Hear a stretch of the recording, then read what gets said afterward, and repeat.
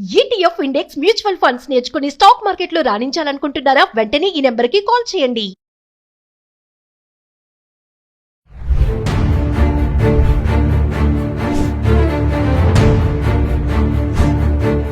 నమస్తే, welcome back to Suman TV. ప్రస్తుతం మనతో పాటు ఉన్నారు పబ్లిక్ స్పీకర్ రజనీ రామ గారు.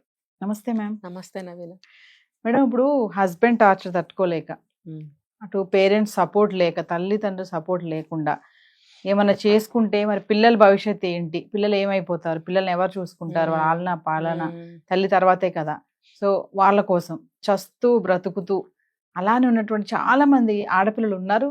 చూస్తున్నాం, కొంతమంది బయటకు వస్తున్నారు, కొంతమంది రాలేక లోపల ఉన్నటువంటి వాళ్ళు కూడా ఉన్నారు. ఒక్కసారి మరి వాళ్ళ గురించి మాట్లాడుకుంటే ఎలా వాళ్ళు ధైర్యంగా ముందుకు రావాలి అంటే, అవన్నీ తట్టుకొని వాళ్ళకి సపోర్ట్ ఎలా ఉండాలి అంటే ఏం చెప్తారు? అంటే ఇందులో 2 పాయింట్స్. ఒకటి అందులోంచి ఎలా బయటపడాలి, ఇంకోటి ఆ టార్చర్ అనేది ఎటువంటిది. ఇప్పుడు ప్రతి మనిషిలో ప్లస్లు మైనస్లు 2 ఉంటాయి. ఇప్పుడు మీరు చెప్పారు అందులోంచి బయటకు రాలేక, అక్కడ ఉండలేక. ఇంకొకటి ఏంటి, పిల్లలు ఉంటారు, ప్రతిబంధకాలు. తను ఒక్కటే అయితే ఎటైనా వెళ్ళిపోవచ్చు, లేకపోతే ఏమైనా తన దారి తను చూసుకోవచ్చు. పిల్లలు ఇప్పుడు ఈ రోజులను బట్టి పిల్లల్ని కూడా ఎవరు చూడట్లేదు. పిల్లల్ని చంపేస్తున్నారు, వాళ్ళు ఇదైపోతున్నారు. అంటే అంత ఈజీ అయిపోయింది. కానీ మీరు చెప్పిన కండిషను పాతకాలంలో ఎక్కువగా ఉండింది. ఇప్పుడు అక్కడక్కడ ఉన్నారు అక్కడక్కడ ఏముంది, ఎక్కువగానే ఉన్నారు. అంటే 50-50 వీళ్ళు ఉన్నారు, వాళ్ళు ఉన్నారు కదా. జీవితాన్ని అంతం చేసుకునే వాళ్ళు ఉన్నారు, చస్తూ బ్రతుకుతున్నారు అన్నారు, అలా కూడా చేయలేక అలాగే కాంప్రమైజ్ అయిపోయి ఉండేవాళ్ళు ఉన్నారు. అందుకే నేను చెప్పేది ఏంటంటే, ప్రతి వ్యక్తిలో ప్లస్ మైనస్ 2 ఉంటాయి. మంచి బుద్ధులు అలవాట్లు ఉంటాయి, చెడువి ఉంటాయి కదా. మనం ఇది మాట్లాడుకున్నాం ఒకసారి. దీన్ని మనము పెళ్ళప్పుడే మనం దీన్ని చూసుకోవాలి. పెళ్లి చేసే ముందే ఒక మంచి సంబంధం చూసేటప్పుడు వాళ్ళ పూర్వాపరాలన్నీ తెలుసుకుని మినిమం చేయాలి. ముఖ్యంగా వాళ్ళ అలవాట్లు, ఫైనాన్షియల్ పొజిషన్, తర్వాత సమాజంలో వాళ్ళు బయట మనుషులతో వాళ్ళు ప్రవర్తించే కలిసిమెలిసి ఉండే తీరు, ఇవి ఇంపార్టెంట్గా తెలుసుకోవాలి. కొంతమంది గయ్యాళి గంపలుగా ఉంటారు, ఇరుగు పొరుగులతో మంచిగా ఉండరు, వాళ్ళ దగ్గర అంత డబ్బు ఉండదు, బుద్ధులు సరిగ్గా ఉండవు, మనిషి కనపడితే ఖర్చేద్దామనే. ఇలా ఉన్నప్పుడు తెలుసుకోవడం అనేది అవసరమా లేదా? వాళ్ళ ఇళ్లలో పిల్లల్ని ఇవ్వాలన్నా తెచ్చుకోవాలన్నా 2 సమస్యగానే ఉంటాయి. వాళ్ళకి చాలా కష్టంగా ఉంటుంది.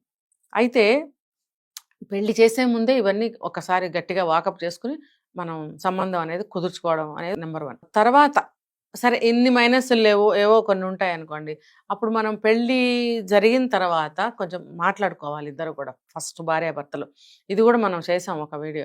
ఏంటి నీ యొక్క ఇదేంటి, నా యొక్క ఇదేంటి అని ఇద్దరు మాట్లాడుకోవాలి. ఒకళ్ళ అలవాట్లు ఒకళ్ళు తెలుసుకోవాలి, ఒకళ్ళ ఇష్టాలు ఒకళ్ళు తెలుసుకోవాలి, ఇలాంటివి చేసుకోవాలి. తర్వాత అయినా కూడా తర్వాత కుటుంబంలో ఇలాంటివి వచ్చినాయి, అతను మంచివాడే, బాగున్నాయి, లక్షణాలు బాగున్నాయి, డబ్బు బాగానే సంపాదిస్తున్నాడు, ఏదైనా చెప్తే నా మాట వింటాడు, నా ఇష్టాన్ని గౌరవిస్తాడు అనుకున్నప్పుడు కూడా తర్వాత రన్నింగ్ లైఫ్లో కొన్ని బయట పడినాయి అనుకోండి, అప్పుడు ఏం చేయాలి అని అంటే, అతనిలో కొన్ని ప్లస్లు ఉన్నాయి కదా. ప్లస్లు ఉన్నప్పుడు ఆ ప్లస్లు చూసుకుని మనము మనకి అనుకూలంగా మార్చుకుని, ఎక్కువగా అలాంటి వాళ్ళని ఇరిటేట్ చేయకుండా కొన్ని సర్దుకుపోవడం. ఈ సర్దుకుపోవడం అనేది మేజర్ పాయింట్ అండి. ఈ సర్దుకుపోవడం ఉన్న దాంట్లోనే. ఇప్పుడు అతను కొంచెం వ్యసనపరుడయ్యాడు, లేదు ప్రతిదానికి కొంచెం, అప్పుడు లేకపోవచ్చు, కొంచెం వయసు పెరుగుతూ ఉండేటప్పటికి నేను ఇదే చెప్పాను, వయసు ప్రకారంగా మెంటాలిటీ మారుతుంది, అభిప్రాయాలు మారుతాయి, అలవాట్లు మారుతాయి. ఇవన్నీ ఉన్నప్పుడు ఖచ్చితంగా ఇచ్చే ట్రీట్మెంట్లో కానీ బిహేవియర్లో కానీ చేంజెస్ వస్తాయి. అది యాక్సెప్ట్ చేయాల్సిందే, ఇద్దరిలో, భార్యలో అయినా భర్తలో అయినా. అలాంటప్పుడు మంచి విషయాలు మనం అనుకూలంగా మార్చుకుని అతన్ని ఎక్కువగా ఇరిటేట్ చేయకుండా, భార్యనైనా సరే ఇరిటేట్ చేయకుండా ప్రశాంతంగా వాతావరణాన్ని ఉంచుకోవడానికి ప్రయత్నించాలి ఇంట్లో. తర్వాత ఫైనాన్షియల్ పొజిషన్ అంతగా బాగోలేదు అన్నప్పుడు ఉన్న దాంట్లోనే సరిపెట్టుకునే మనస్తత్వాన్ని అలవాటు చేసుకోవాలి. ఏ విషయంలో అతను ఇరిటేట్ అవుతున్నాడు లేదా భార్య ఇరిటేట్ అవుతుంది, ఆ విషయాన్ని ఎక్కువగా కదపుకోకూడదు. ఏదైనా ఎప్పుడైనా మూడ్స్ బాగున్నప్పుడు మాత్రమే ఒకటేసారిగా డామ్ అని ఓపెన్ చేసేయకుండా, మూడ్ బాగున్నప్పుడు ఒక చిన్న మొక్క అడగాలి, ఫేవర్గా ఖచ్చితంగా జవాబు వస్తుంది. ఆ ఫేవర్గా వచ్చినప్పుడు వెంటనే చేంజ్ చేసుకోండి.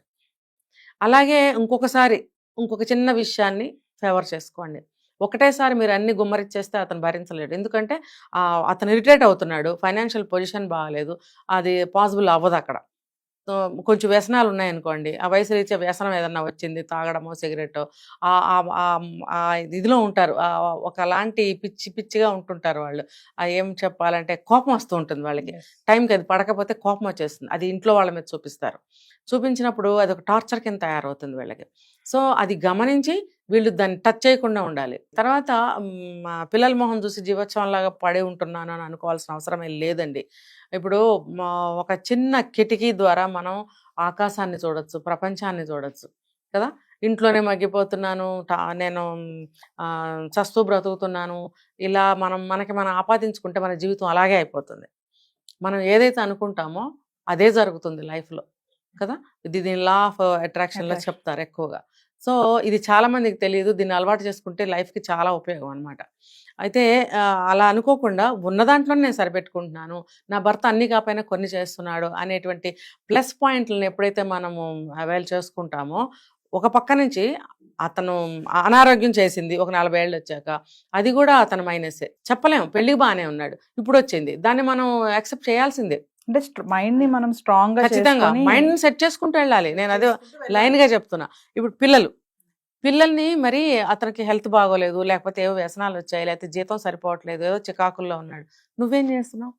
నీకు చేతనైతే నువ్వు కూడా నీ తరఫున సంపాదించగలిగితే, ఆల్రెడీ సంపాదిస్తుంటే దాంతో కూడా నువ్వు ఇల్లు నడపచ్చు. ఇంకొకటి, పిల్లల్ని నువ్వు పెంచొచ్చుగా.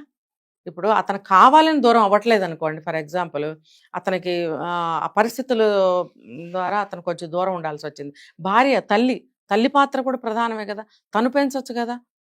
తను కూడా ఏడుస్తూ కూర్చుని తను కూడా పిల్లల్ని పట్టించుకోకుండా ఉంటే ఇంకా నరకం అయిపోతుంది, ఇంకా దుర్భరం అయిపోతుంది ఆ పరిస్థితి. పిల్లలు అనవసరంగా అన్యాయం అయిపోతారు. కాబట్టి తల్లి త్యాగం చేయాలి. భర్తని కొంచెం పరిస్థితిని చూసి అతని నుంచి ఏదైనా పొందాలంటే పొందొచ్చు.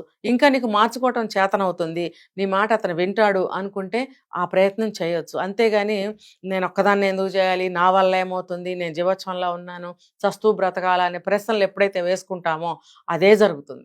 ఛాలెంజింగ్ గా తీసుకొని అన్నిటిని దాటుకుంటూ రావాలి. బాధ్యత అండి, ఒక బాధ్యత అది. ఇప్పుడు పరిస్థితుల ప్రకారం అతను అలా అయినట్టయితే కనుక, అవ్వకపోయినా సరే అతనిలో కొన్ని ప్లస్లు ఉంటాయి, ఆ ప్లస్లని మీరు అవైల్ చేసుకోండి, మీరు బెనిఫిట్ తీసుకోండి. అందరికీ ఇది సాధ్యమేనా మేడం? మరి ఖచ్చితంగా అండి, ఇది ఎక్స్పెరిమెంటల్, ప్రూవెన్. అది సినిమా కాదు, నేను ప్రతిసారి చెప్తా, ఇది సినిమా కాదు, జీవితంలో మనం చేయాల్సిన ఎన్నో ఉంటాయి, అందులో ఇది కూడా ఒకటి. సినిమాలో అయితే రీల్ తిప్పంగానే మార్పులు చూపిస్తాడు, నిజ జీవితంలో ఇలాంటి పరిస్థితుల్లో మార్పు అంత ఇమీడియట్గా రాదు, కానీ వస్తుంది. కొన్ని విషయాల్లో వెంటనే వస్తుంది, కొన్ని విషయాల్లో లేట్ అవుతుంది, కొన్ని జరగకపోవచ్చు. కానీ ఆ దొరికిన కొన్ని వాటిలతోనే నువ్వు ముందుకెళ్ళాలి, నీవి కూడా కలుపుకొని. నువ్వు హీరోగా ఉండి అన్ని 100 ఎక్కడి నుంచి రావాలంటే హైలీ ఇంపాసిబుల్. నీ వైపు నుంచి ఏదన్నా ఒక ఎఫర్ట్ పెట్టదు, మనీ ప్రకారంగానే కాదు. నువ్వు పిల్లలకి ఏమన్నా నేర్పగలవా, మంచి లక్షణాలు, మంచి అలవాట్లు, వాళ్ళని ఒక మోటివేట్ చేయగలవా, చెయ్యి. ఒక మంచి నేర్పగలవా, నేర్పించు. నువ్వు చదువుకున్న అమ్మాయి అయితే రోజు వాళ్ళకి హోంవర్క్లు చేయించడం, చదివించడం, మంచి విషయాలు నేర్పించు. ఇలా నువ్వే అంతా అన్న ఒక ధైర్యాన్ని పిల్లలకి కల్పించు, నీ మాట వినేలాగా చేసుకో. ఖచ్చితంగా విజయం అనేది పిల్లలకి నీకు ఖచ్చితంగా వస్తుంది. జీవోత్సవాల్లాగా పడి ఏడవాల్సిన అవసరం లేదు, పుట్టిళ్ళకి వెళ్ళిపోక్కర్లేదు, పిల్లల జీవితం నరకం చేయక్కర్లేదు, వాళ్ళని చంపేసి నువ్వు చచ్చిపోక్కర్లేదు. ఇవన్నీ చూస్తే భర్త ఖచ్చితంగా మారుతాడు.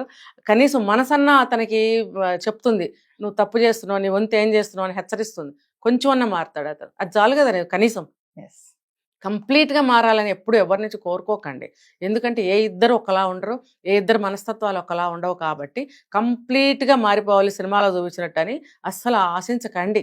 మీకు ఎంత వచ్చినా దాన్నే మీరు ఇంతగా ఊహించుకొని మీరు ముందుకెళ్ళండి. Thank you.